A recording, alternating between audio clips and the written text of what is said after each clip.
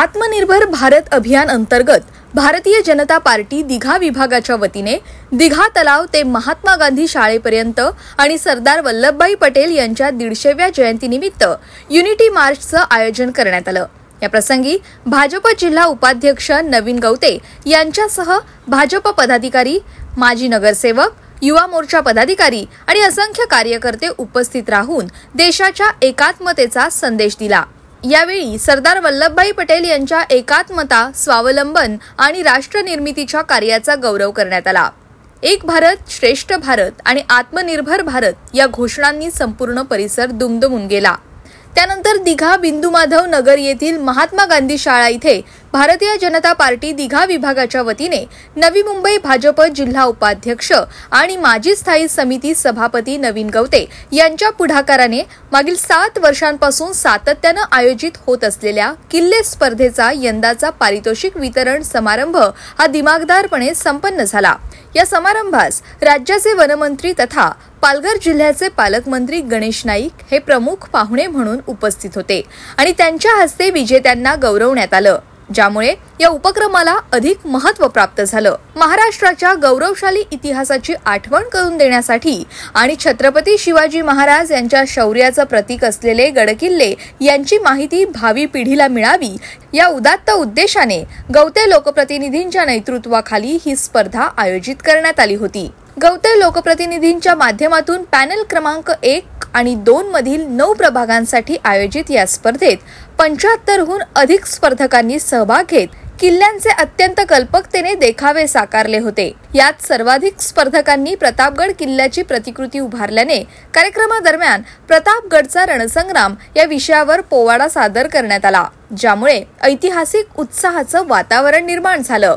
या प्रसंगी कार्यक्रमाचे आयोजक नवीन गवते, माजी नगरसेविका अपर्णा गवते, माजी नगरसेविका दीपा गवते, समाजसेवक राजेश गवते, दिघा मंडळ भाजप अध्यक्ष संतोष मुळे, भाजप युवा मोर्चा नवी मुंबई जिल्हाध्यक्ष निकेतन पाटील, यशपाल ओव्हळ, समाजसेवक यल्लू शिंगे, समाजसेवक सुरेंद्र पाल, समाजसेवक दामोदर कोटियन, समाजसेवक चंद्राम सोनकांबळे, दिघा मंडळ भाजप युवा अध्यक्ष सागर भंडारे आदी मान्यवर उपस्थित होते।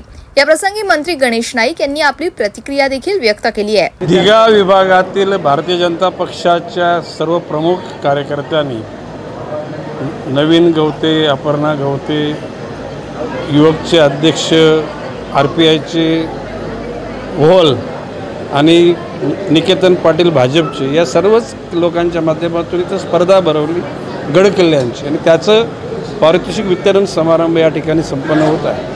एकूणच छत्रपती शिवाजी महाराजांच्या डॉक्टर बाबासाहेब आंबेडकरांच्या जीवनातल्या ज्या काही बाबी आहेत त्या नुसत्या ऐकण्यासाठी नाही तर त्याचं अनुकरण करण्यासाठी तरुणांनी पुढे यावं अशा प्रकारचं आव्हान सर्व घटकांनी त्यांना केलेलं आहे।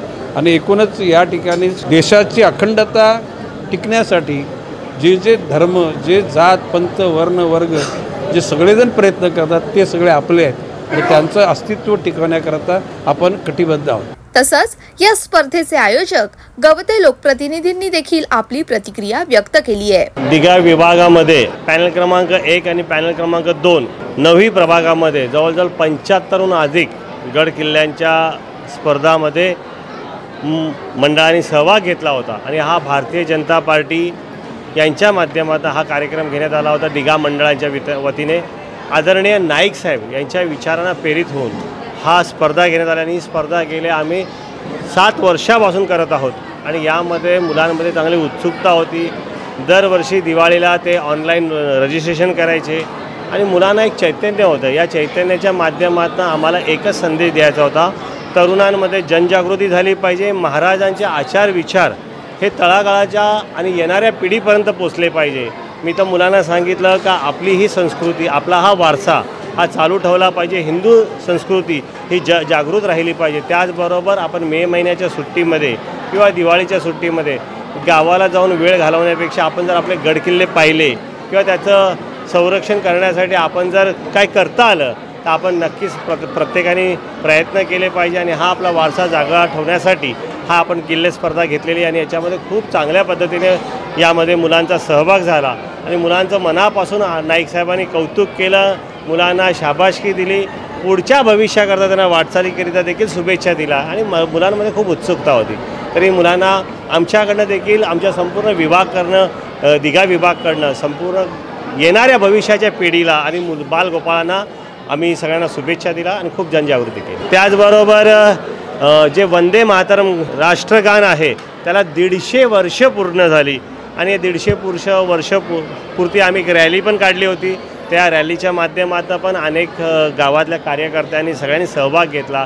हे राष्ट्राच्या प्रतीक एकत्यात अनेकता हे दाखवण्याचं आम्ही काम केलं आणि त्याच्याबद्दल देखील मध्ये खूप जनजागृती केली. भारतीय जनता पार्टी दिघा यांच्यामार्फत गडकिल्ले स्पर्धेचं बक्षीस वितरण समारंभ ठेवण्यात आलेलं आणि त्यासाठी प्रमुख अतिथी म्हणून माननीय गणेशजी नाईक साहेब उपस्थित होते. त्यांच्या हस्ते गडकिल्ल्यांचे सगळी पारितोषिकं देण्यात आली. हे जे गडकिल्ले स्पर्धा आहे ही स्पर्धा ठेवण्यामागचं प्रयोजनच हे आहे की मुलांना किंवा नवीन येणाऱ्या पिढीला आपला इतिहास हा माहिती असला पाहिजे. आपण आज जे स्वतंत्र उपभोगतो आहे ते कोणामुळे आणि कशामुळे आहे, काय त्या किल्ल्यांचा इतिहास आहे, आपण कसं स्वातंत्र्य मिळवलं आणि ह्या सगळ्या गोष्टीचं संवर्धन केलं पाहिजे. गडकिल्ले हा नुसता टुरिस्ट स्पॉट नाही आहे, तर ते कसे उभे राहिले, त्यामागचा इतिहास काय आहे, त्यासाठी कोणी कोणी बलिदान दिलं आणि काय काय दिलं आहे, ह्या सगळ्याचा इतिहास मुलांना माहीत पडला पाहिजे. जेव्हा गडकिल्ले आम्ही पाहायला जातो तेव्हा आम्ही त्यांना प्रश्न विचारतो आणि आम्ही प्रश्न विचारच्या आधी मुलं आम्हाला त्याची डिटेल माहिती देतात की किती बुरुज होते, कुठे पाण्याची सोय करण्यात आलेली होती, अंबरखाना कुठे आहे, या सगळ्या गोष्टी ज्या सांगितल्या जातात त्याने ह्या सगळ्या गोष्टी माहीत पडतात. बऱ्याच मुलांनी ह्या वेळेला प्रतापगड बनवला होता आणि कार्यक्रमाच्या वेळेला सुद्धा आम्ही प्रतापगडाचा पोवाडा लावला होता. Bureau report, Navi Mumbai network.